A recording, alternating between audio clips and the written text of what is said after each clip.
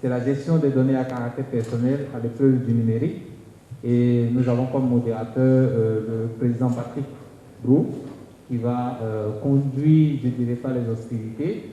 C'est quelqu'un qui connaît très bien le domaine. Président, je vous laisse le micro. Et puis, juste après, dans le courant des échanges, la technique va nous suivre. Merci beaucoup. Merci. Merci à cette assemblée. Merci à nos amis et notamment à Ali Touré qui est venu soutenir ses amis et ses frères. Merci aux panélistes. Je vois le président du GOTIC dans le fond. Je vois des membres éminents de l'ADW, des organisateurs. Écoutez, on veut essayer avec les panélistes de faire un débat qui soit utile pour l'Assemblée. Vraiment, on est en train de parler depuis hier de DCP, données à caractère personnel, données à caractère... Au-delà de la technique, de quoi on parle? Alors, je voudrais commencer par partager une petite expérience. Données à caractère personnel. Petit partage d'expérience.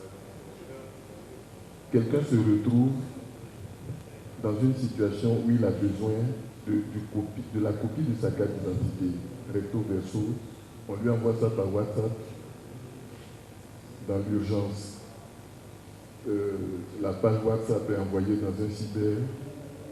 On imprime, on tire, on lui donne, il s'en va faire ses choses. Et puis, après, il a fini de faire ses opérations, il est parti. La même copie de la carte d'identité se retrouve dans les mains de quelqu'un d'autre, qui trouve une mairie diligente ou indélicate, et puis sur cette base, on lui établit un extrait de naissance. Donc, vous avez un vrai extrait de naissance qui est produit sur la base d'une carte d'identité qui n'est pas la vôtre. Le gars se retrouve à la justice et il obtient d'autres documents au niveau de la justice à partir de ça. Et voilà donc comment, je ne sais pas si vous vous rendez compte combien de fois certains d'entre nous ne sont pas passés dans un cyber pour imprimer des documents. Voilà comment on peut se retrouver embarqué dans des affaires très très très compliquées après. Les personnes qui se retrouvent, donc si vous vous appelez Patrick Brou, dans une mauvaise expérience comme ça, il y a un deuxième Patrick Brou qui est suscité, qui est généré et qui va poser des actes qui peuvent vous impacter. Alors, la carte d'identité qui est copiée, photocopiée dans les sites qui circulent, c'est peut-être ça aussi les données à caractère personnel. Je ne sais pas si j'ai raison, mais si j'ai tort. Aujourd'hui, nous représentons les ignorants, mais essayez d'éclairer notre lanterne. Et c'est vrai que depuis hier, il y a de très, très, très grandes discussions qui sont soulevées autour de ce thème. Il y a de très grandes discussions qui sont soulevées.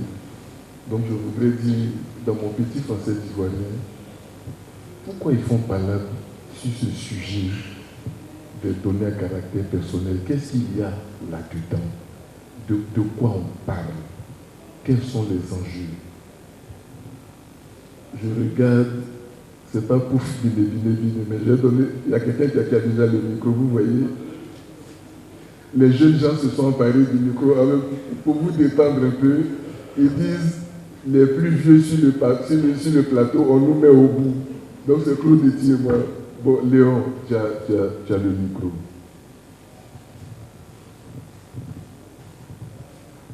Merci, modérateur. Alors, mon ami m'a tendu le micro, je n'ai pas su pourquoi, mais en fait, c'était un gros piège. Alors, en fait, pour aborder dans ce que tu viens de dire et donner un élément de réponse, je vais prendre un exemple pragmatique. Alors, je tiens ici dans ma main une bande dessinée qui va sortir le mois prochain. Et dans cette bande dessinée, on raconte en fait l'histoire d'une jeune dame qui est allée acheter son aloco chez la vendeuse du quartier. Arrivée au bureau, elle ouvre donc son petit sachet, elle veut manger son aloco, elle finit de manger, et avant de jeter, elle prend le temps de lire en fait le document, elle va faire des informations là-dessus. Et elle se rend compte que c'est le CV qu'elle a déposé il y a 3 ou 4 ans dans une entreprise. Et c'est dans ce document-là qu'elle est en train de manger. Elle s'étonne. Elle va vers donc la dame. Et la dame lui dit, en fait, j'ai reçu ces informations-là de la part de telle entreprise. Elle remonte vers l'entreprise et la personne, en fait, au bout du fil, ne se rend pas compte, en fait, que le fait de ne pas mieux gérer les documents qu'ils ont collectés à un moment donné, s'est retrouvé dans la place publique à disposition d'une vendeuse d'aloco. Ces données sont donc exposées. Elle fait quoi? Elle fait quoi? Répond effectivement à tout le palabre qu'on fait autour de ces données à caractère personnel. Pourquoi? Pourquoi? Parce que notre vie privée est exposée. Pourquoi? Parce que les entreprises n'arrivent pas à comprendre que confidentialité, protection des informations, secret professionnel, secret médical est différent. Gestion des données, donc mesure de la problématique de l'archivage des informations font qu'à un moment donné, on retrouve ces informations sur la place publique et les données constituent aujourd'hui l'or après le pétrole à partir du big data où la donnée devient une molécule très importante pour ceux qui recherchent ces informations-là à des fins de business. Voici un élément de réponse qui permet de comprendre qu'au centre de ces informations-là, on a toute cette guerre parce qu'elle constitue pour les entreprises, surtout celles qui sont dans le clientèle, d'importantes données qui leur permettent de pouvoir avoir des business. Vous avez entendu, Léon a parlé de guerre et effectivement, nous sommes au cœur d'un enjeu qui est capital. Hier, aujourd'hui encore, c'est la guerre du pétrole, mais les guerres qui se profilent maintenant sont des guerres de l'intelligence économique, et ce sont des guerres qui sont basées sur la donnée, sur la production de la donnée, le contrôle de la donnée, la sécurisation de la donnée. Celui qui maîtrise la donnée maîtrise les enjeux de demain, il maîtrise les choix économiques et il peut impacter mais puissamment une population, il peut impacter les politiques. Donc c'est peut-être la raison pour laquelle il y a autant de palabres. Et on sera très, très impératif parce que dans l'assistance, on a beaucoup de sachants qui ont également travaillé sur la problématique de ces données-là. Donc, c'est pas grave, je me permettrai à ma casquette de président de vous interroger de temps en temps. Donc, mes données se retrouvent, voilà, ici. La dame est allée acheter un beau photo, ces données se retrouvent là. Moi, ma carte d'identité se retrouve dans la main de quelqu'un. Il s'en va faire un faux acte de naissance. Après le faux acte de naissance, un faux certificat de nationalité. Et puis on se retrouve donc avec deux individus qui portent le même nom. Un qui est réel et puis un qui est dans l'obscurité, qui pose des actes qui peuvent être négatifs. J'ai envie de dire, comment on fait pour protéger le citoyen lambda? Pour protéger le citoyen, celui qui va dans le cyber, qui fait imprimer ses cartes d'identité, tout ça, qui ne se rend même pas compte que ça peut être. Comment on fait pour protéger? Comment on fait pour sécuriser ces choses? Est-ce que ces enjeux-là sont importants?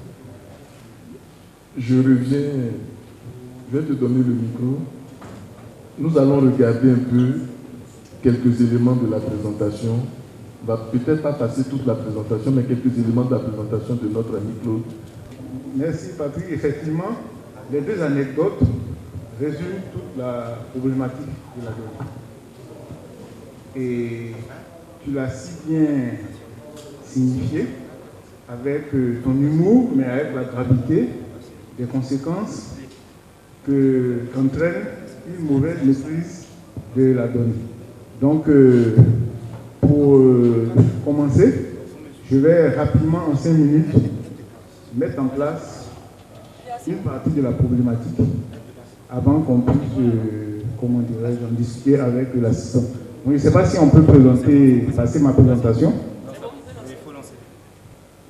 Donc, tout juste pour dire que, à l'heure actuelle, la donnée, c'est un organisme vivant. On peut comparer la donnée comme un organisme vivant. Parce que, quand vous regardez ces deux slides, voilà ce que Internet produisait en mars 2017. Donc, en 60 secondes, des milliards de données sont échangées sur Internet grâce aux 4,5 milliards d'internautes à travers le monde. Je pense qu'au monde dont je parle, il y a peut-être 5 milliards d'individus qui produisent énormément de données par rapport aux réseaux sociaux. Twitter, Instagram, Facebook, Google, Netflix, ainsi de suite. Quand ça rend compte, on produit énormément de données tous les jours. Et par rapport aux deux exemples qui ont été donnés, ces données-là, aucun d'entre nous les maîtrise. Or, quand on regarde ce qui se passe dans le dark web, il y a des gens qui sont extrêmement intelligents, qui ont des outils de dernière génération, qui utilisent les données pour faire ce qu'ils veulent. Et en 2021, c'est-à-dire au mois de septembre, vous voyez le gap. En 60 secondes, ce qui a été produit. Donc vous voyez qu'il y a une évolution exponentielle de la consommation des données, de la production des données. Et en général, ce sont les données à caractère personnel sur les réseaux sociaux. Mais on les relie aussi aux données d'entreprise parce que la personne qui produit des informations, des données à caractère personnel, en général, c'est un salarié. Il est en entreprise, il utilise des outils de l'entreprise, il utilise ses propres outils. Mais souvent, ces propres outils ne sont pas sécurisés. Et à partir de ces outils, on peut rentrer dans les outils, dans les données stratégiques d'entreprise. Et ce ça, c'est pour dire que, à cause du Covid, on se rend compte que chaque seconde, chaque minute, le réseau social le plus utilisé dans tout ce qui concerne le télétravail, c'est Zoom. Il y a, en une minute, il y a 208 333 participants sur Zoom. Donc au moment où je parle, vous voyez le nom.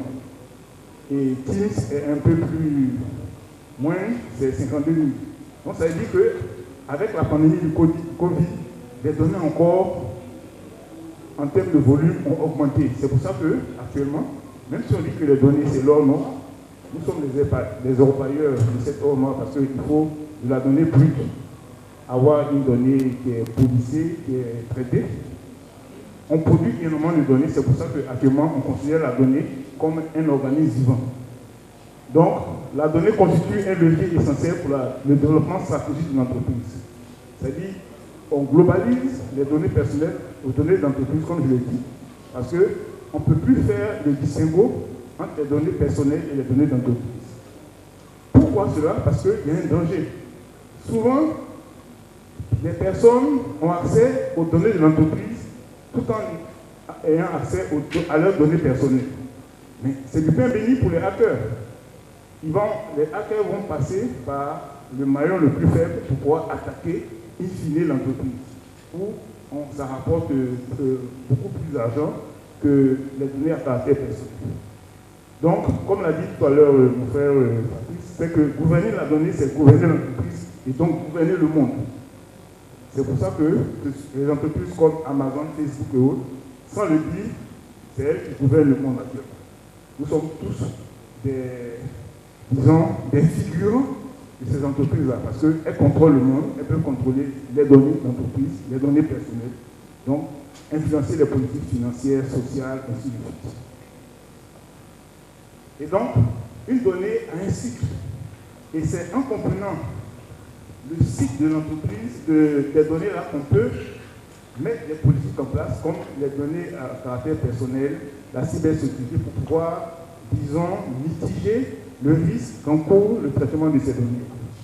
Donc, il faut collecter les données. La première des choses, on collecte, on enregistre les données,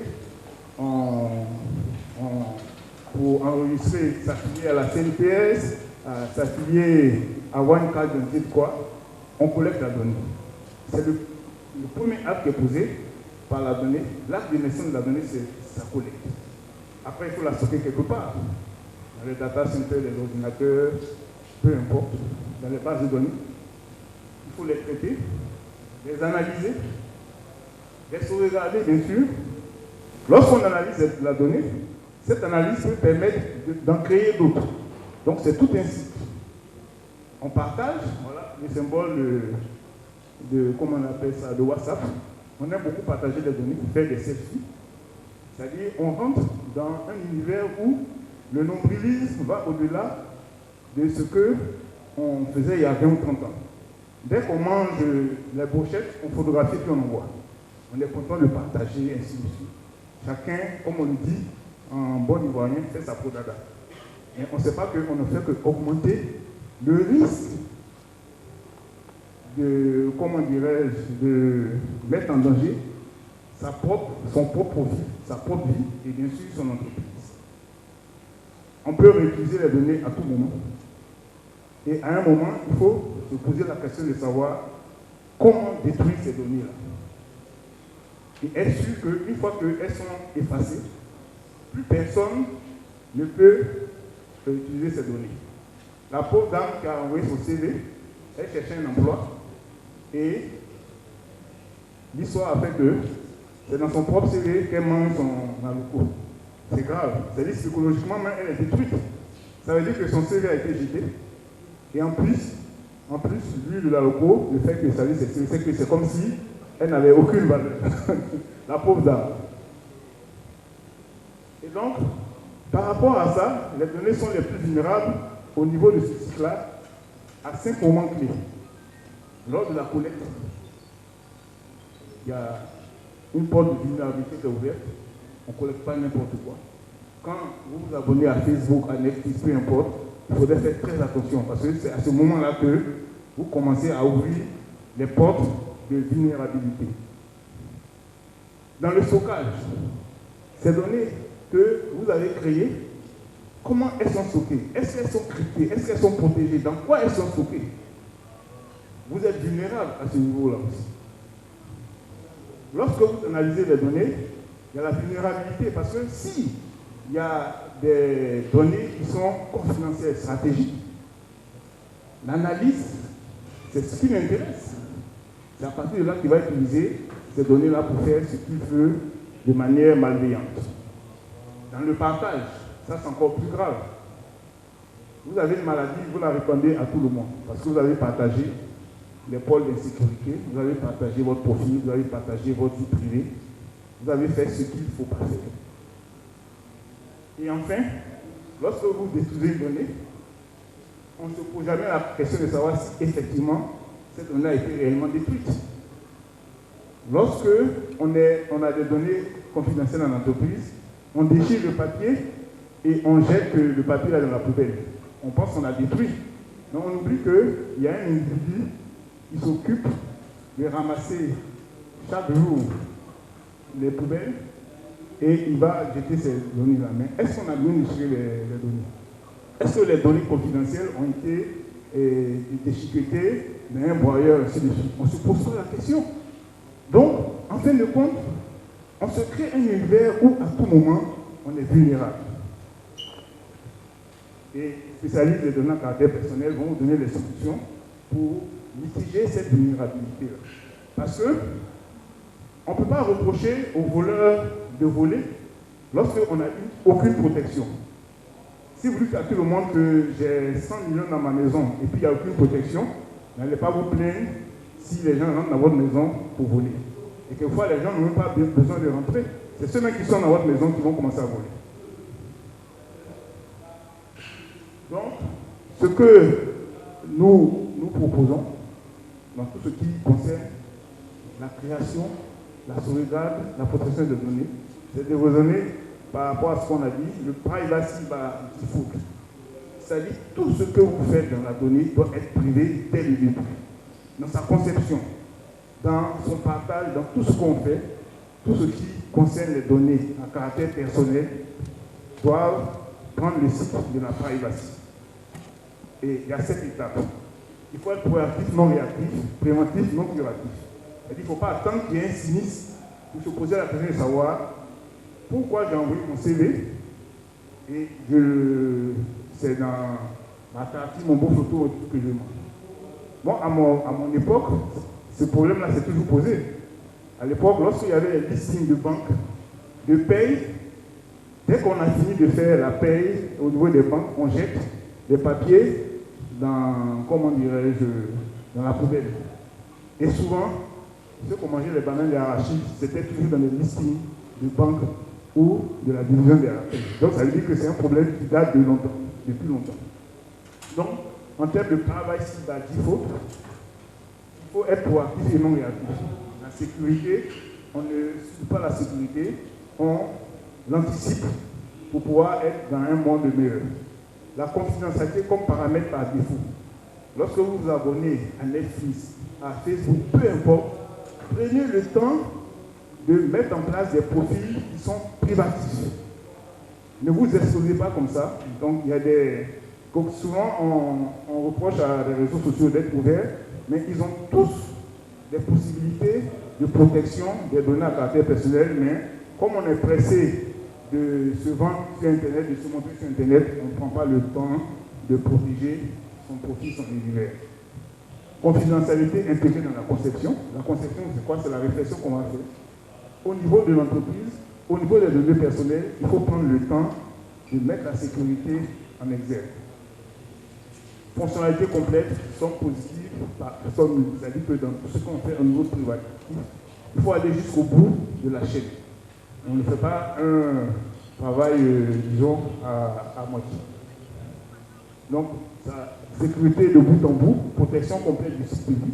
Donc, le site de vie que je vous ai montré, à chaque étape, on doit se mettre dans l'esprit qu'il faut tout protéger. Visibilité transparente, garder tout ce qui est ouvert. Ça, à partir de ce moment, dès l'instant où vous allez protéger ce qui doit être protégé, ce qui est privé, il faut faire en sorte que les informations puissent être partagées sans risque. Donc, respect de la vie privée des utilisateurs, garder les centrés sur l'utilisateur. L'utilisateur, c'est qui? C'est moi.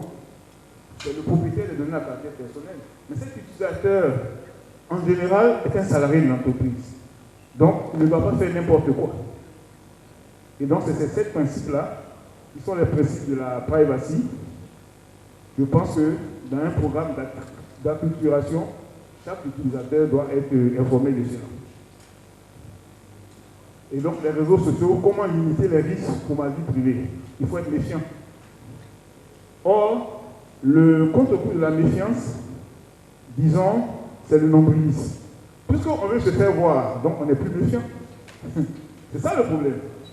On fait les selfies, on fait ci, on fait ça, on fait ça. Donc, on n'a pas la notion de méfiance dans tous les actes qu'on va poser. On est content de montrer à tout le monde. Entends, ce sont des portes ouvertes aux hackers qu'on ne fait que mettre en place quelquefois sans s'en rendre compte. Réglez des paramètres de sécurité de votre profil, c'est ce que je viens de dire. Il faut faire en sorte que tout ça soit bon. Sécurisez vos profils. Lorsque vous voulez partager vos données, il y a votre propre profil sécurisé, les profils familiaux, les profils des amis, ainsi de suite. Il faut prendre le temps de pouvoir paramétrer les réseaux sociaux. Et maîtriser votre présence sur Internet. Donc, rapidement, c'est ce que je voulais faire au niveau, à l'introduction pour vous dire que la donnée, il faut retenir une chose, la donnée est Internet vivant. Et comme un bébé, il faut le protéger pour qu'il grandisse en bonne santé et avec toute la sécurité possible. Donc c'est ce que je voulais vous dire en introduction des discussions qu'on aura. Vous voyez, même à l'heure du digital, il faut appeler les dinosaures. On a beaucoup de slides, mais qui seront partagés par le comité scientifique. On a voulu utiliser une des 4 grands slides, des 4 grandes présentations, qui serait un peu le support, le fil conducteur. Alors, merci de nous dire que les données que nous produisons tous les jours sont des êtres vivants. Merci de nous rappeler que dès le départ, il faut réfléchir à comment les protéger. Et merci de nous rappeler les 5 règles d'or. Ce qu'il faut comprendre, et ça faisait partie de notre sujet, c'est de dire qu'à l'heure du digital, il y a un facteur risque exponentiel dans la donnée qui est produite, qui est collectée, qui est traitée, qui doit être stockée. C'est vraiment là. Sinon, la problématique de la gestion de la donnée a toujours existé. Mais à l'heure du digital, c'est devenu compliqué. Et c'est vrai que hier, je suis content de voir nos amis de IHS. Hier, il y a eu de très, très, très grandes discussions. Je me retourne vers cette assemblée. Le régulateur, là, il me regarde. Nous les regardons. Les gens du privé sont là aussi. Et ils ont envie de partager, comme l'a expliqué notre doyen, ce qui se passe. On va venir vers vous. Il ne faut même pas t'inquiéter, monsieur le régulateur. Mais avant de venir vers toi, on va donner la parole. Cette question donc, de données, c'est aussi grave que ça. C'est aussi sérieux que ça. On va écouter Samake de Maza. Et puis après, on va écouter Niaouré. Donc bonjour à tous. Moi, c'est Samake Mamourou. Et puis, donc moi, j'ai la chance d'avoir un ami sur Facebook. Je ne sais pas si vous l'avez, Samuel Eto'o. C'est l'ami de tout le monde. Donc vous voyez, avec ce personnage, on arrive à déjà usurper son identité, échanger avec des personnes. Donc imaginez vos données sont partagées. Donc quelqu'un pourrait recréer votre profil, avoir votre parcours, où vous avez grandi, vos habitudes, et échanger avec une autre personne et créer donc des incidents qui, derrière, peuvent entacher votre réputation. Donc c'est pareil pour les entreprises, c'est pareil pour les différents collaborateurs, c'est pareil pour les différents individus. Donc on a tendance à partager sans limite nos informations personnelles donc sur les réseaux. Et ces informations-là, dans la main de personnes mal intentionnées, donc on peut créer des désastres. Et c'est pour ça que derrière, les États ont mis en place un dispositif, un cadre pour pouvoir mieux gérer les données. Et ce cadre-là, donc on aura la chance de le partager ici avec notre ami le régulateur. Ok, merci monsieur. Je me nomme Keïdé Omaric, ingénieur de l'école Marais ici. Il faut dire que face à ce que nos pères viennent de dire, aujourd'hui la gestion des données à caractère personnel est un enjeu crucial. Du point de vue politique, économique et social, du point de vue, je veux dire, de la gouvernance même des États, voilà, la gouvernance de la souveraineté des États. Et la Côte d'Ivoire aujourd'hui s'est dotée d'une loi sur la protection des données à caractère personnel, donc la loi 2013-450. Et cette loi-là structure, c'est-à-dire les régimes applicables au traitement des données à caractère personnel. Donc, voilà un peu, nous avons les régimes de la déclaration.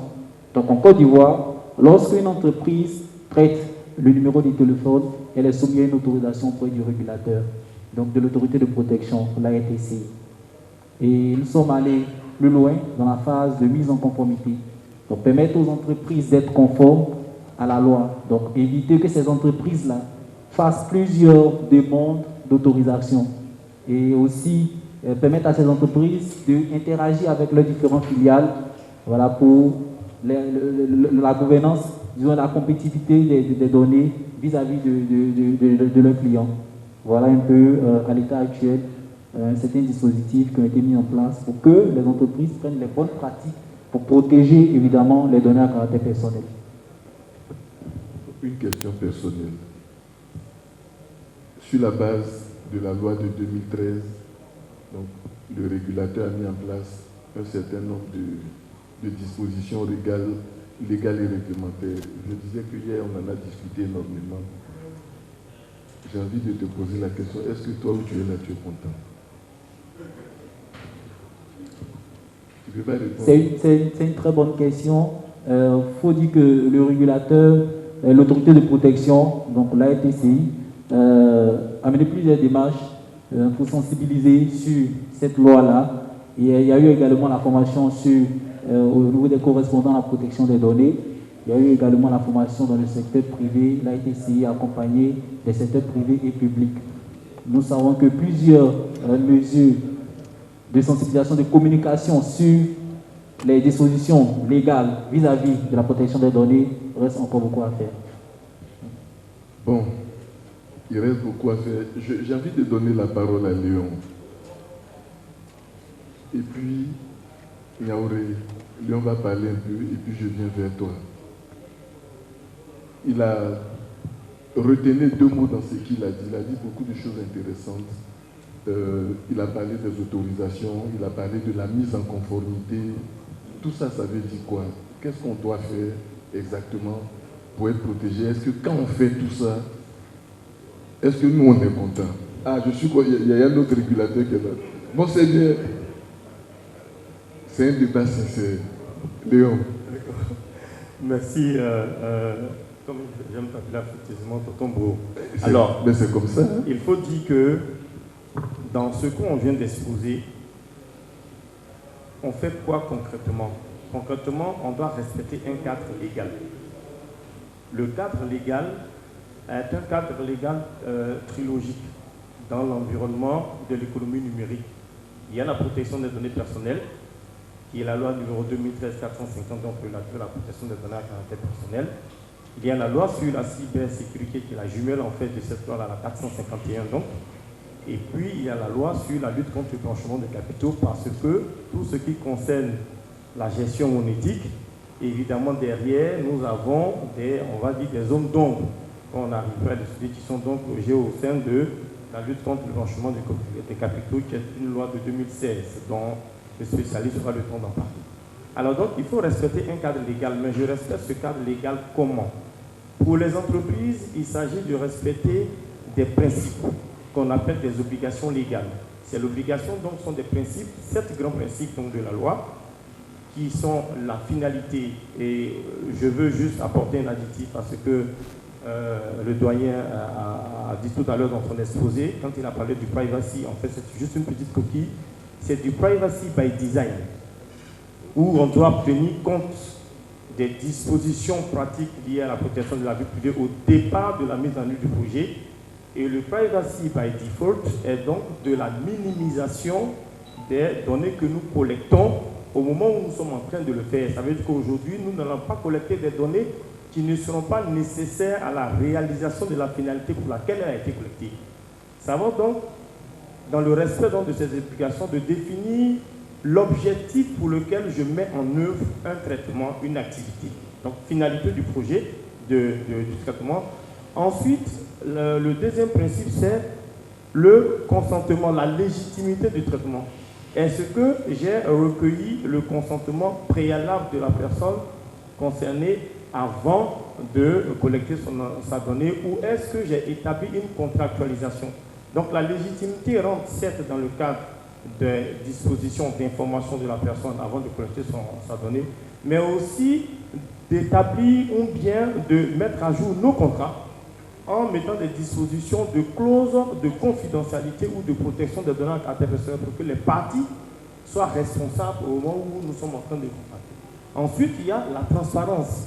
Aujourd'hui, on demande d'être transparent, c'est-à-dire que de dire à la personne qui rentre par exemple dans votre établissement que vous avez installé une caméra. Donc, plaque signalétique d'information de la personne concernée que cet établissement est sous vidéosurveillance. Mais il ne s'agit pas seulement de mettre la plaque.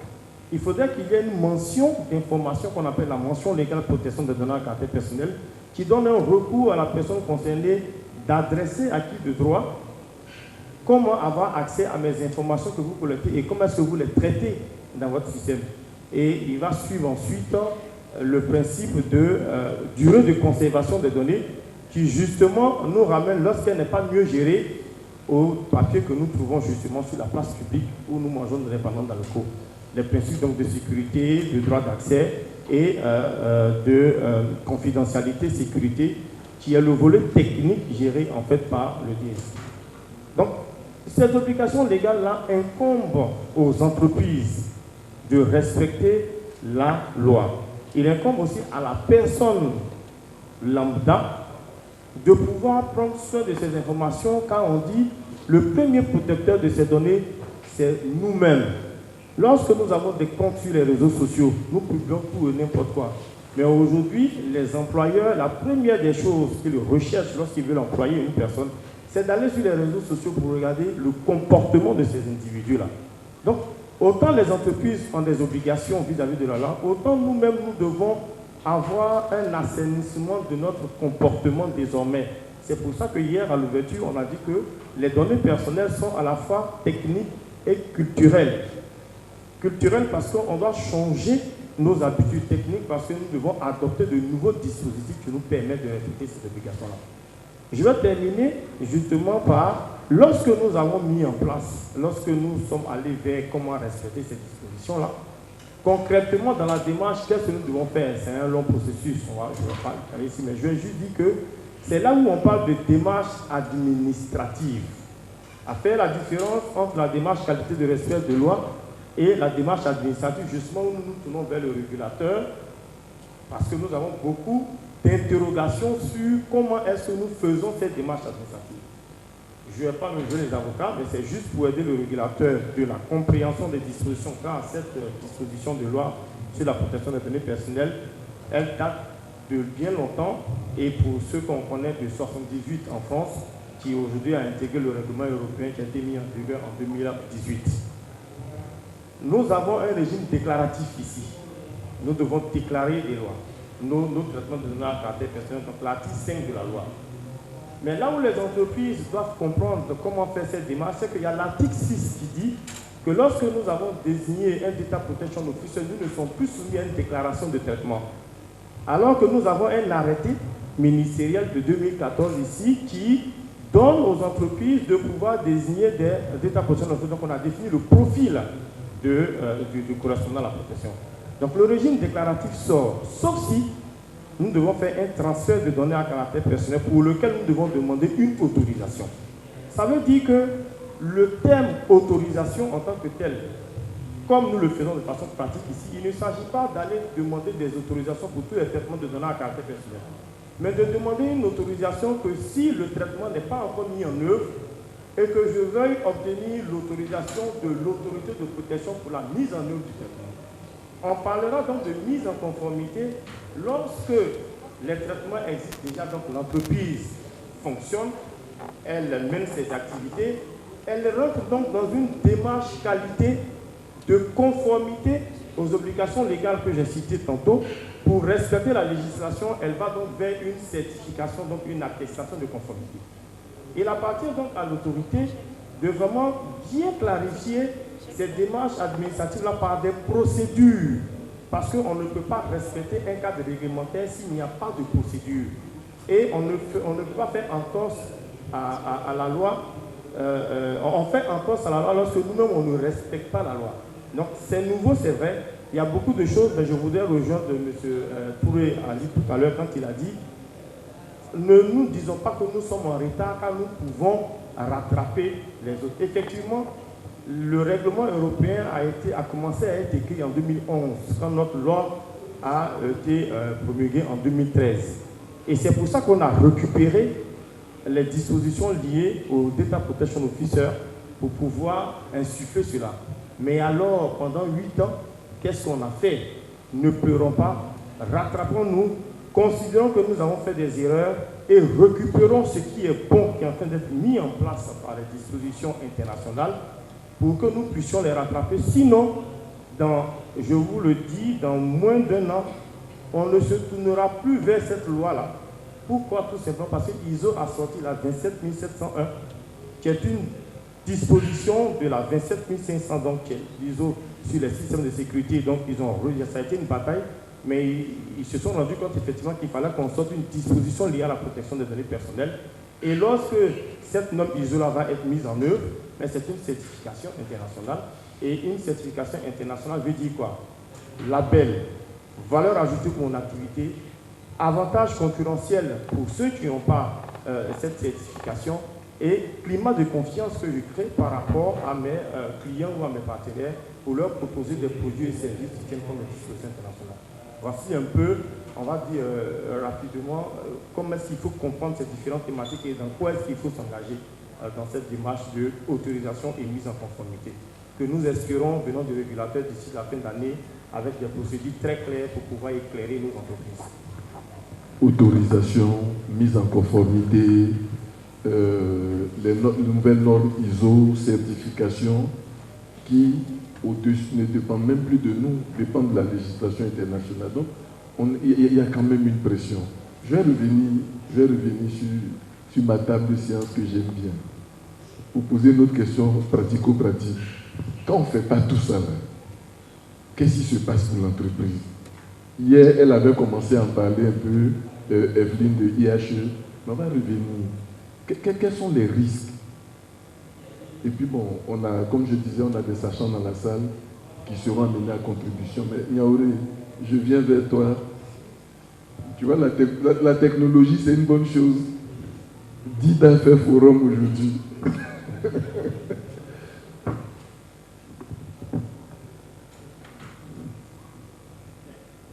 Donc, nous sommes en train de dire que la situation est très grave. Et c'est vrai que quand on parlait, tu m'as interpellé en disant oui, quand c'est pas géré, il y a trop de problèmes de blanchiment, etc., etc. Donc, je t'autorise à nous faire peur. Il faut nous effrayer un peu. Tu as la parole. Merci bien, tonton, comme tout le monde vous appelle. Merci à l'Assemblée. Ce n'est pas pour faire peur, c'est pour attirer l'attention. Parce que hier, j'ai entendu que la digitalisation a besoin de beaucoup d'argent. Mais de quel type d'argent cette digitalisation a-t-elle besoin? Parce que l'Afrique augmentée, ce n'est pas une augmentation qui va vous faire une sorte d'enflux, après vous allez vous éclater et mourir. C'est une augmentation bien réglée qui va vous donner une longévité, de sorte que vous puissiez laisser quelque chose en héritage. Pour laisser une chose en héritage, il faut laisser des choses qui sont correctes. Il y a eu un moment où nous qui sommes engagés dans la lutte contre le blanchiment des capitaux, lorsque nous engageons des procédures, nous sommes confrontés à la protection des données à caractère personnel. Parce que quand une opération suspecte ou bien quelque chose est dénoncé, vous voulez investiguer, il faut connaître le bénéficiaire effectif. Qui en réalité est le donneur d'ordre? Qui en réalité dirige l'entreprise? Qui en réalité bénéficie des fonds qui seront générés par cette entreprise? Le bénéficiaire effectif. Mais on a été confronté à la protection des données à caractère personnel. Quelquefois, les gens pensent que c'est la loi 2013 sur la protection des données à caractère personnel et la loi 2016 sur la lutte contre le blanchiment des capitaux s'opposent. Non. Pour sécuriser ceux-mêmes qui protègent les données à caractère personnel, il faut bien pouvoir sécuriser aussi l'origine des fonds. Parce que on entendait dire en Côte d'Ivoire ici, l'argent n'a pas d'odeur, l'argent n'a pas d'odeur. Et bien évidemment, l'argent a une odeur parce que quand vous recevez un billet qui vient d'un charbonnier, quand vous humez le billet, ça a son odeur. Le billet qui vient de chez le boucher a aussi son odeur. C'est vrai que c'est la même valeur, mais il y a quand même des odeurs. Il nous faut mettre en place un certain nombre de normes. Il a parlé de conformité. Et effectivement, la loi sur le blanchiment des capitaux aussi demande à ce que toutes les entreprises se mettent en conformité. C'est pourquoi, dans cette loi, à l'article 9, il y a le refus de toute justification. Même les associations cultuelles, les associations religieuses sont assujetties à cette loi.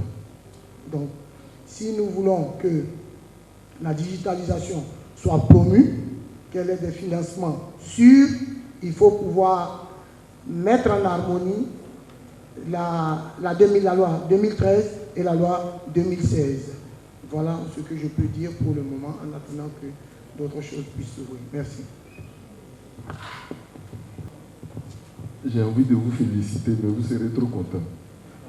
Qu'est-ce qui se passe maintenant si par ignorance ou bien par choix délibéré, je ne passe pas par ces étapes d'autorisation, de mise en conformité, et puis je fonctionne comme si la problématique de la donnée à caractère personnel n'avait jamais existé.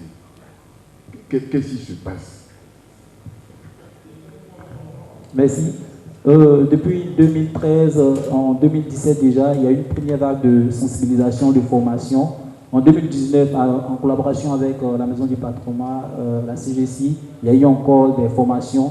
C'est vrai, on ne cessera jamais de dire la communication, elle doit être toujours d'actualité. Et Dieu merci, aujourd'hui, nous avons le site officiel de l'autorité de protection qui est en ligne.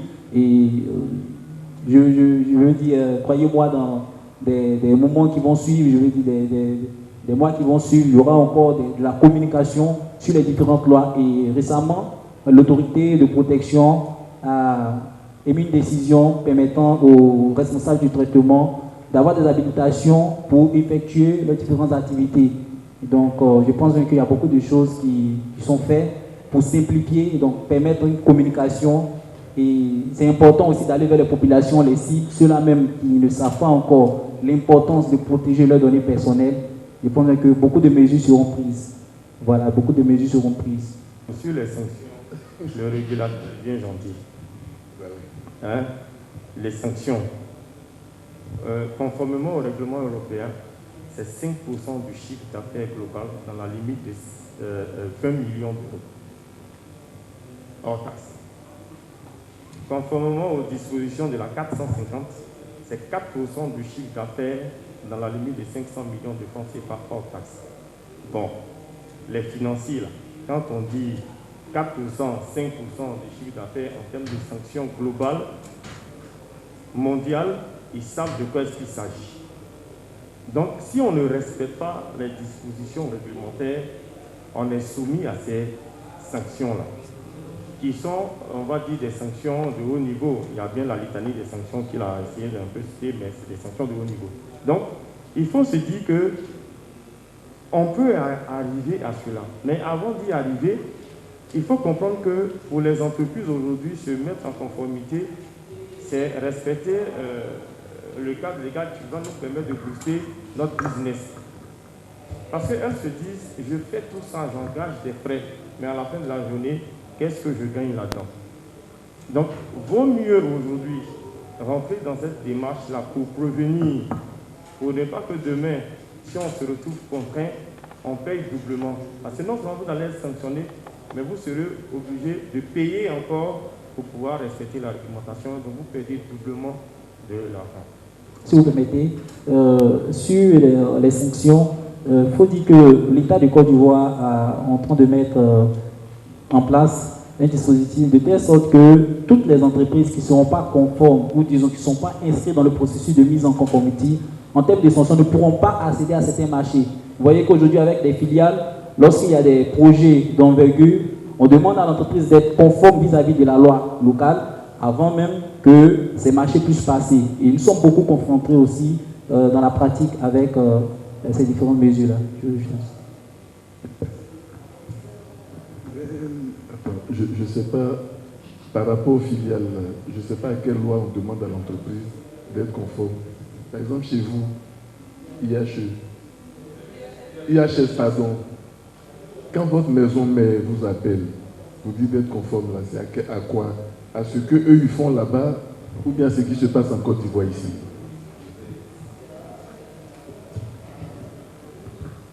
On commence à interagir un peu avec la salle. Ok, donc je suis Evelyne Aono, directeur juridique de IHS Côte d'Ivoire. En fait, quand on a une requête du groupe, c'est qu'au niveau du groupe, il y a une requête aussi des investisseurs ou des banques qui demandent donc d'entrer dans cette conformité-là. Mais ils nous disent toujours de le faire aussi conformément à la loi locale. Donc ce sera autant d'avoir la conformité à ce qui est demandé au niveau international, mais aussi d'être en conformité avec la loi locale. Donc c'est vraiment voilà, une conciliation des deux.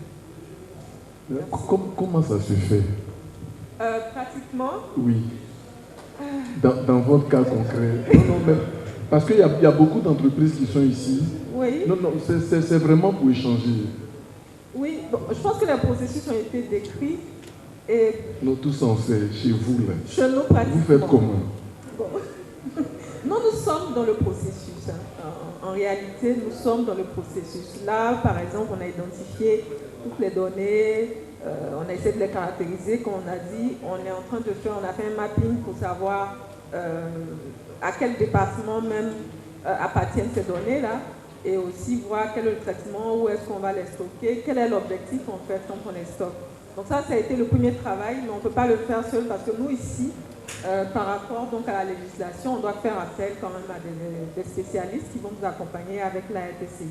Au niveau du groupe, comme nous sommes un peu anglophones, donc ça se fait conformément aux règles aussi anglophones. Donc là-bas, je pense que tout est matché, les déclarations sont faites, les certifications aussi sont réalisées. Et donc nous, au niveau local, il faut qu'on avance, mais en harmonie avec. Sinon, on leur produit vraiment toutes les informations qui sont considérées, qui sont importantes pour pouvoir être en compliance au niveau du groupe. Et ça, ils s'en occupent. Maintenant, nous, au niveau local, c'est avec ces éléments de certification, ça fait partie de l'ensemble des acquis du groupe. Mais localement, il nous faut aussi aller donc vers les formes qui se présentent ici. C'est ce que je peux dire. Je ne sais pas si j'ai répondu. Oui, tu as répondu. On comprend que même vous, IHS, vous êtes en route. Voilà. On comprend, vous êtes en route. Mais on va demander la contribution d'Ali Touré, justement de la CNPS, parce que la CNPS prend également à bras le corps ce genre de problème. Et contrairement à IHS, eux, ils ne demandent pas la permission à Londres à quelqu'un. Donc, comment ça se fait, VP, chez toi? Merci Patrick. En fait, je voulais intervenir depuis, je bouillais pour intervenir parce que j'ai senti un débat entre le régulateur et puis ses partenaires. C'est ce que j'ai senti tout à l'heure. Il y a une différence d'information entre le régulateur et puis le partenaire. Pour avoir vécu nous-mêmes l'expérience de la mise en conformité, je pense qu'on a un gros souci au niveau de l'État. J'ai l'impression que les entreprises vont plus vite que l'État. C'est mon point de vue personnel. Pourquoi est-ce que les entreprises vont plus vite que l'État? Parce qu'on est soumis à des règles internationales. Et on nous demande d'imposer ces règles en interne. Et j'ai l'impression que le régulateur, ils sont mes amis d'ailleurs, hein, il y a un qui est à ma gauche, avec lequel on travaille dans les commissions. Il y a un qui est en face de moi, et peut-être qu'il y a d'autres qui sont cachés dans la salle. Ils sont très très en retard. Et c'est une réalité, il faut le dire. Parce que dans la démarche, et nous on a notre DPO qui est là, je pense que DPSE, c'est un peu de quoi je parle, c'est pour ça que j'ai tenu à assister à ce panel. La réalité est qu'on démarre des choses, mais on ne sait pas où on va. Et c'est pour ça qu'il a repris mon expression tout à l'heure en disant qu'il ne faut pas perdre la poussière, il faut la rattraper. C'est une réalité. Le régulateur a commencé quelque chose, mais je pense que le régulateur lui-même, il ne savait pas où il était en train de partir. Et les choses allant tellement vite, c'est une réalité. Hein. Vous les régulateurs, là, aujourd'hui on ne se fâche pas. Hein. On ne va pas se fâcher, non, mais en plus de ça, c'est qu'on est dans la réalité et qu'on travaille on travaille dans les mêmes chantiers. D'ailleurs, on doit s'entraider pour avancer sur les choses. Nous, particulièrement au niveau de la CNPS, au départ, quand on nous a dit qu'il fallait faire la conformité, on nous a dit qu'il faut s'attacher à un des prestataires du régulateur pour pouvoir faire la mise en conformité. Donc, on a fait un appel d'offres et puis on a choisi un des prestataires. Donc, on finit de choisir le prestataire, on veut faire la mise en conformité. Mais pourquoi nous, on veut faire la mise en conformité? On veut la faire parce que nous traitons des assurés sociaux qui sont des pays avec lesquels nous avons des conventions et qui sont très souvent des pays européens. Nous avons une convention avec la France, avec laquelle nous avons le plus grand nombre d'assurés sociaux retraités.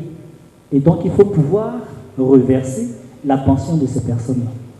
On a parlé tout à l'heure de blanchiment d'argent.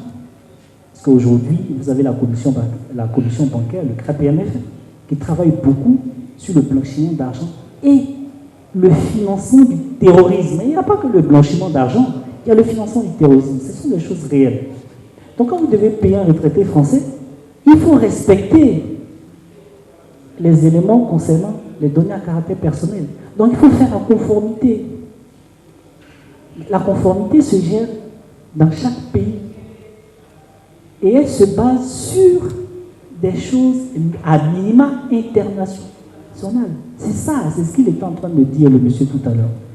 Le problème avec nous ici, c'est qu'on démarre des choses et j'ai l'impression qu'on veut aller tellement vite, mais on n'a pas pris les prérequis nécessaires pour pouvoir le faire. Parce qu'on nous dit choisissez un correspondant. On choisit le correspondant, après on nous dit non, laissez le correspondant, nous-mêmes on va venir faire l'audit. Non, suivez-moi. Non, c'est un truc qui est intéressant. Hein. C'est pour ça que je suis venu. Sinon, je n'avais pas venu. J'avais fait venir tous mes collaborateurs spécialistes dans chaque domaine. Vous me connaissez. Vous savez comment est-ce que je fais les choses. On nous dit non, laissez le correspondant. Nous-mêmes, maintenant, on va venir faire. Ils sont venus faire, on attend le rapport depuis. Ça ne vient pas. C'est pour ça qu'elle n'a pas pu vous répondre. Et qu'elle souriait beaucoup, elle n'a pas pu vous répondre parce qu'en réalité, elle ne fait que respecter les normes anglophones et européenne pour pouvoir gérer, elle, tout ce qu'elle a à gérer. Donc, voici la problématique qu'on a. Il faut que l'État lui-même sache ce qu'il veut. Soit il laisse le correspondant faire la conformité, lui transmettre tous les éléments qu'il faut, ou bien lui-même, l'État, prend les devants pour faire la conformité qu'elle se doit. Voici le dilemme dans lequel on est. Donc on a commencé quelque chose, après on vient changer. Après on nous dit non, nous on n'attend pas. Hein. Nous CNPS on n'attend pas, on a des relations à l'international, il faut respecter un certain nombre de choses. Donc on travaille en interne à l'effet de pouvoir choses. La question que j'aurais pu poser même à l'État, aujourd'hui combien d'entreprises en Côte d'Ivoire sont conformes? Démarrer la démarche est une chose. Mais est-ce qu'on peut me dire aujourd'hui quelles sont les entreprises qui ont la conformité? Jusqu'à présent, je cherche des palliations. Les grosses entreprises comme les nôtres, on a besoin de ça. Ça s'impose à nous. Je le disais dans un panel tout à l'heure, ça s'impose à nous. À un moment donné, on va dire, les gars, vous arrêtez vos bêtises. Vous vous mettez en règle ou pas. De plus en plus, les virements à l'international deviennent plus compliqués. De plus en plus, les financements des entreprises venant de l'extérieur deviennent de plus en plus compliqués. Ne pouvez plus obtenir de financement sans montrer patte blanche. À savoir quoi? Blanchiment de l'argent, financement du terrorisme. Vous devez prouver, c'est pour ça qu'il a dit tout à l'heure, je veux savoir qui est le donneur d'ordre.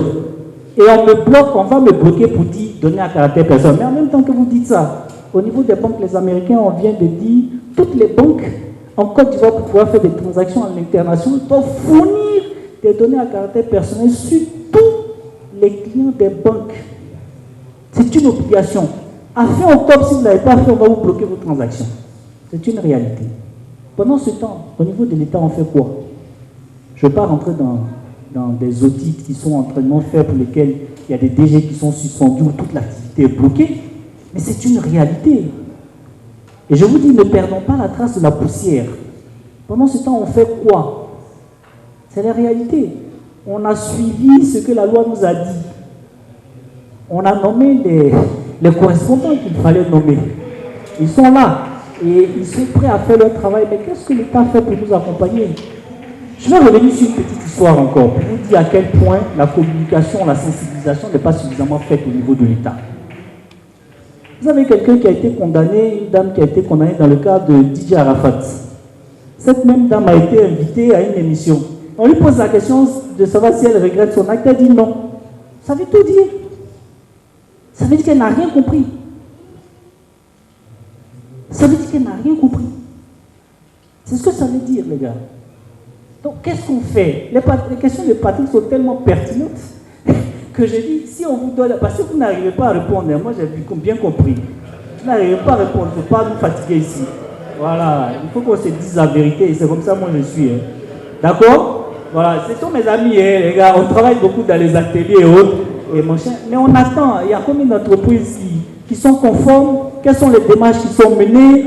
Qu'est-ce qu'on fait? Ainsi de suite. Je ne peux pas te... Moi je suis un doyen. Il ne faut pas trop t'exciter. Hein? Il n'y a pas de cheveux blancs, mais c'est un doyen.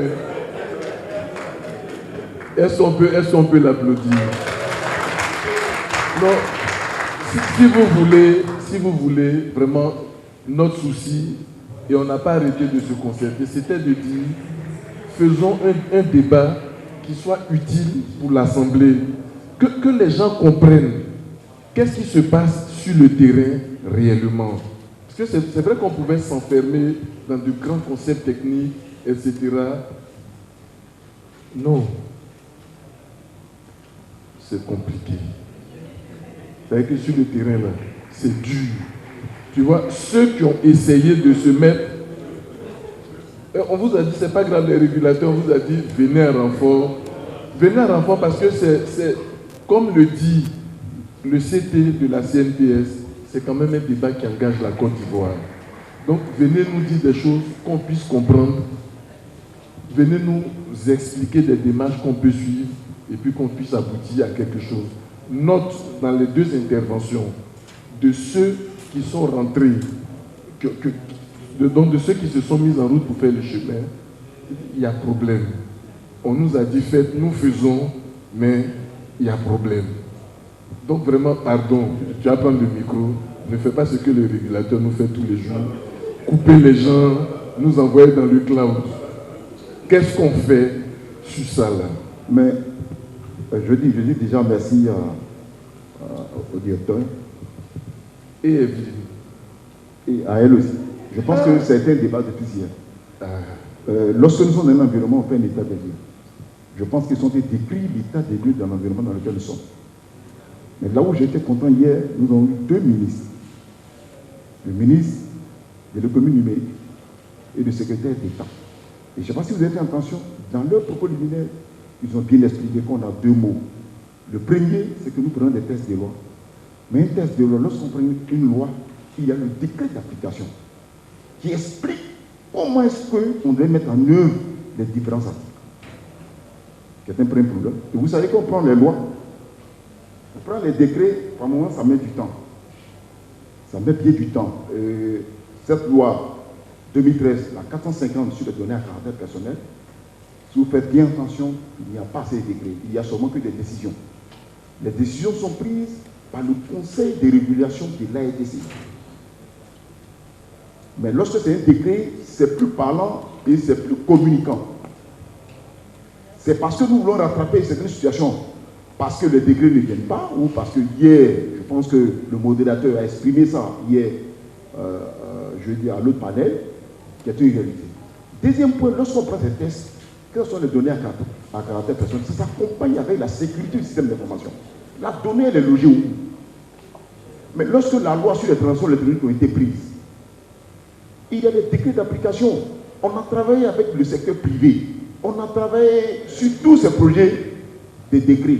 Mais on sait combien de fois notre secteur de l'économie numérique a connu des situations que vous tous vous savez ici.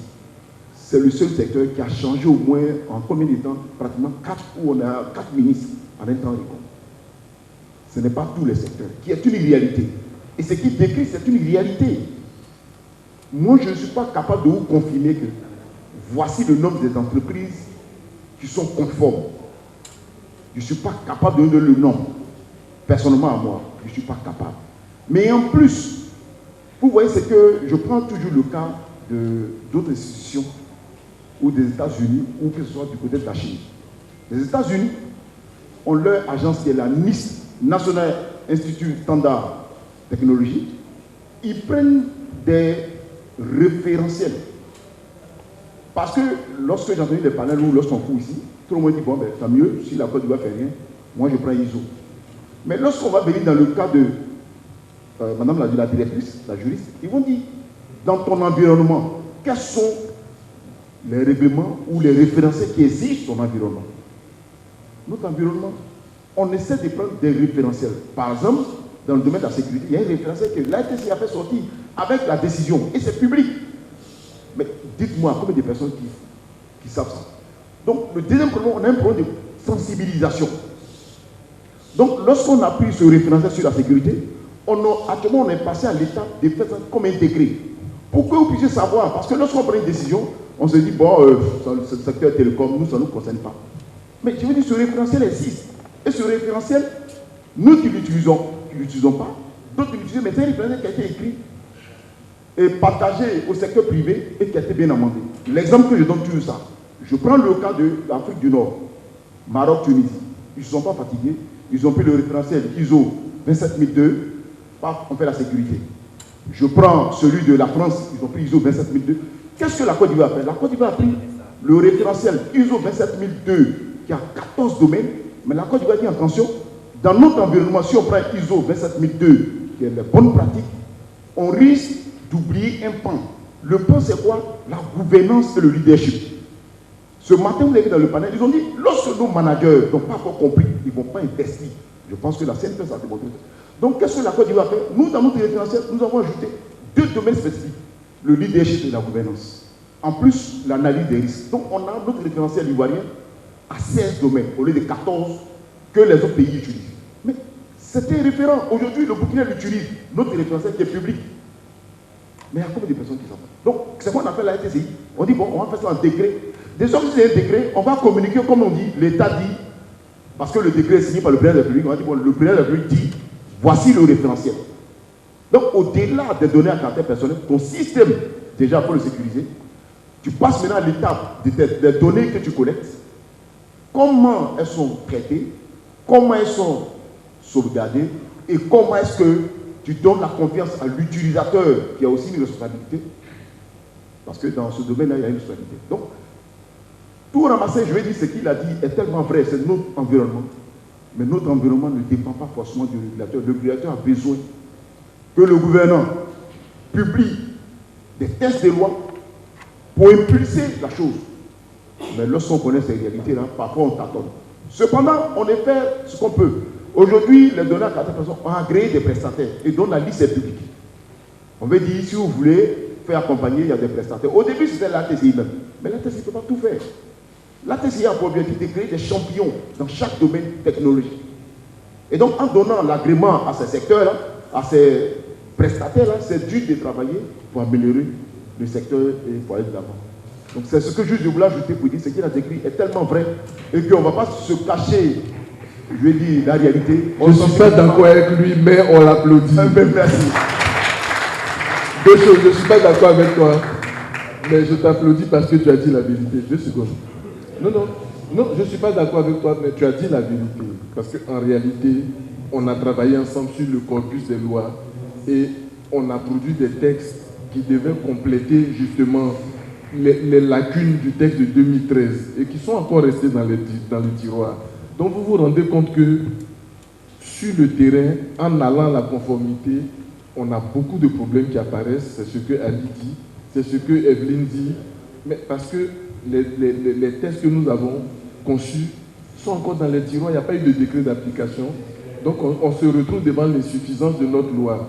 J'ai dit, excusez-moi, il y a des sachants du domaine, c'est quand même le président Djobi qui a sous-traité sa présidence avec moi. Il dit, donc, je suis président par procuration, c'est lui-même qui est assis là, en réalité. Donc, reprends ta parole, la parole que tu m'avais prêtée, je te la redonne.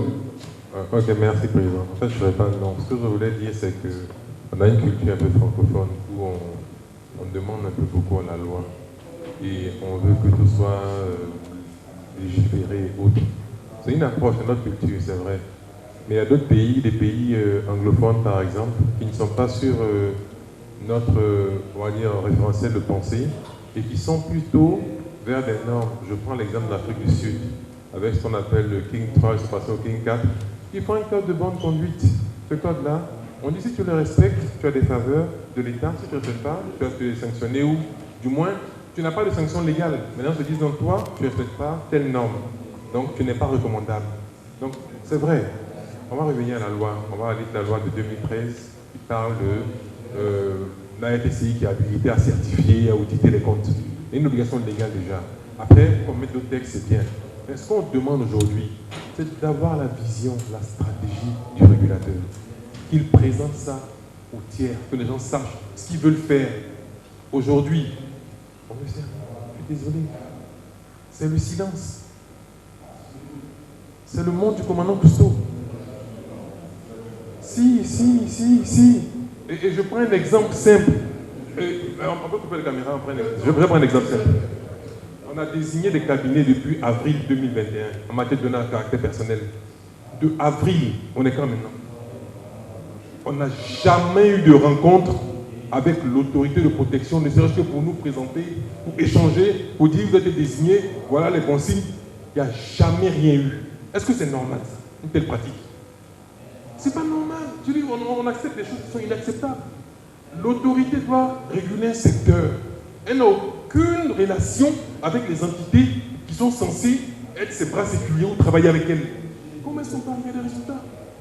Donc chacun travaille de son côté. L'autorité est là de son côté, nous on est là aussi, et on se promène en ville. Bon, chacun fait son truc. Il y en a qui sont recommandés, il y en a qui ne sont pas recommandés. On a écrit un courrier au régulateur, on ne peut pas tout dire ici. Parce qu'on se plaint de certaines pratiques qui ne sont pas normales. Il faut choisir son camp. On veut travailler pour soi, on veut travailler pour l'autorité. Donc, ce qu'on dit, il y a beaucoup de problèmes. Ce qu'on dit, on veut comprendre la stratégie de l'autorité. Qu'est-ce qu'elle veut faire? Où elle nous amène? Et on va s'asseoir avec l'autorité pour dire, on comprend, on peut faire des recommandations. Sauf qu'aujourd'hui, on ne sait pas, honnêtement, on ne sait pas où on va. Et ce n'est pas méchant de le dire qu'on ne sait pas ce qui se fait. Et c'est juste de mettre ça sur la table. On n'est pas contre l'RTCI. C'est pas ça. Ce qu'on dit, on veut que les choses s'améliorent. Comment on peut mieux travailler ensemble? Comment on peut améliorer les choses? On est tous gagnants si tous les secteurs, que ce soit en matière de sécurité de l'information, que ce soit en matière de caractère personnel, se développent. Qu'est-ce qu'on demande de mieux? C'est ce qu'on souhaite. Sauf qu'aujourd'hui, c'est difficile pour nous parce qu'on a l'impression qu'on est devant des interlocuteurs qui ne parlent pas le même langage. Hier, j'étais attristé parce que tout ce qu'on disait, on avait des réponses. Mais les réponses, c'est pour dire, bon, on dit donc qu'en Europe ou à l'étranger, on a scindé données à caractère personnel des télécoms. Ici, on nous dit non, bon, c'est peut-être un bon modèle. Bon, donc, à la limite, c'est comme si c'était un langage de sourds. Donc, on ne se parle pas en fait. On est là, chacun dit ce qu'il a envie de dire, et bon, c'est. Voilà. Et on dit, asseyons-nous, discutons, parlons pour voir qu'est-ce qu'on peut trouver, comment on peut améliorer les choses. Je vous mets au défi. Depuis 2013, on a fait les formations à RTCI et tout. À quel moment le sujet de notre caractère personnel a fait l'objet d'un séminaire organisé par la RTCI, autre que pour la formation des délégués? Jamais. C'est un sujet qui est très important. On ne dit pas qu'elle ne fait pas son travail. On dit qu'on veut s'asseoir avec elle, pour échanger, pour voir notre modeste contribution, comment on peut leur apporter pour faire avancer les choses. Nous, on souhaite que les choses s'améliorent. On est là pour réussir, on n'est pas là pour tirer les choses vers le bas. Et on n'est pas là pour tirer vers le régulateur, il est mauvais, l'autre est bon. Ce n'est pas aussi simple. Donc on est vraiment là pour que les choses progressent. C'était mon point. On nous chasse. On nous chasse. Rapidement. Donc, comme tu es le doyen, tu as une minute. Il ne faut pas qu'on oublie que le thème de ce séminaire de haut niveau, c'est l'Afrique augmentée. Il ne faut pas que les régulateurs soient des freins à l'augmentation de l'Afrique. C'est ça le vrai problème. Moi, je prends par exemple le cas de la CNPS sur tout ce qui est donné à caractère personnel. C'est des cas qu'on connaît très bien puisqu'on travaille avec eux pour la transformation digitale. En tant que chef d'entreprise, ça fait 1 an qu'on attendait le rapport de la RTCI. Mais la CNPS, c'est une entreprise avant-gardiste, elle ne peut pas attendre. Au moment où vous voulez prendre une bicyclette, elle prend l'avion. Parce qu'elle a des enjeux stratégiques de très haut niveau. Est-ce que le régulateur comprend cela? Quand la CNPS veut faire l'enrôlement des travailleurs indépendants de 8 millions d'Ivoiriens, qui va contribuer à l'augmentation du PIB de la Côte d'Ivoire, elle ne peut pas attendre un régulateur qui s'auto-régule en le faisant rire. Non, il faut se dire la vérité, parce que nous-mêmes, en tant que fournisseurs, vous parlez de la sécurité, ISO 27000 ou quoi, mais la CNPS a demandé de voir tout ce qui se fait en sécurité des systèmes d'information pour l'intégrer, pour aller au-delà de ISO 27000. Tout ce qui concerne l'OWAPS, tout ce qui concerne le NIS et autres, la CNPS prend ça en compte. Parce qu'elle anticipe déjà des enjeux. Merci le doyen. On va applaudir pour notre doyen. Et à travers lui, on applaudit pour toute l'assistance. Les organisateurs nous jettent à la porte, mais ce n'est pas grave. Ce qu'on voulait, c'était de partager avec vous ce moment. La question de la donnée à caractère personnel est cruciale. Et à cause du digital, les facteurs de risque sont exponentiels. Le régulateur, on vous aime, on veut travailler avec vous. Pardon, donnez-nous votre vision. Donnez-nous la vision sommet, puis on va aller ensemble. Merci Président. Merci à mes panélistes. On sent que vous êtes tellement passionné. On va juste faire la photo de famille et puis vous demander de rester en place pour le dernier workshop de cette salle. OK? Le thème, c'est la transformation digitale, un enjeu technique ou culturel. Donc, on fait très rapidement la photo de famille.